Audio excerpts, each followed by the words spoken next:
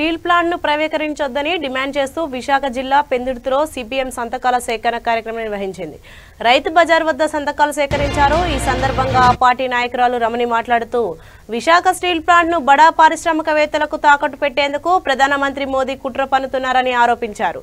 దీన్ని దేశ ప్రజలంతా తిప్పికొట్టాలని పిలుపునిచ్చారు. ఈ కార్యక్రమంలో సిపిఎం నాయకులు ఈశ్వర్రావు, జి అప్పలరాజు, రజనీ తదితరులు పాల్గొన్నారు.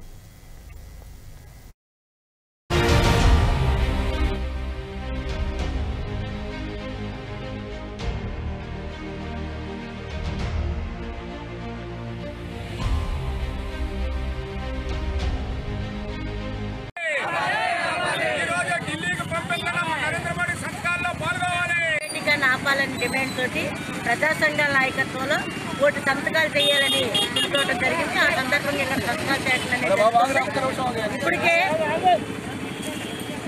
ఇప్పటికే బీజేపీ ప్రభుత్వం చేసే తప్పిదాలు క్షమించే విధంగా లేవని అందరికీ అర్థమైంది.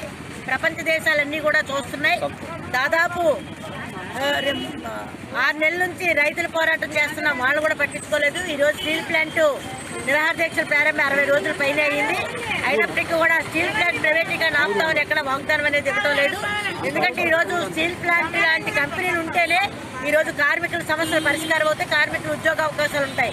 అలాగే వాళ్ళు ఉద్యోగాలు చేస్తేనే చిన్న చిన్న వ్యాపారస్తులు కూడా ఈరోజు బతుకు తెరువు చేసుకుంటారు. అలాంటిది ఈరోజు అలాంటి ప్రభుత్వ సంస్థల్ని ప్రైవేటీకరణ చేస్తామని తక్కువ రేట్లకు అమ్మేయాలని అదాని అమ్మడానికి కంకణం కట్టుకుని వాళ్ళ వేల కోట్ల రూపాయలు వాళ్ళకి ఆదాయం వచ్చేలాగా చూస్తున్న బీజేపీ ప్రభుత్వం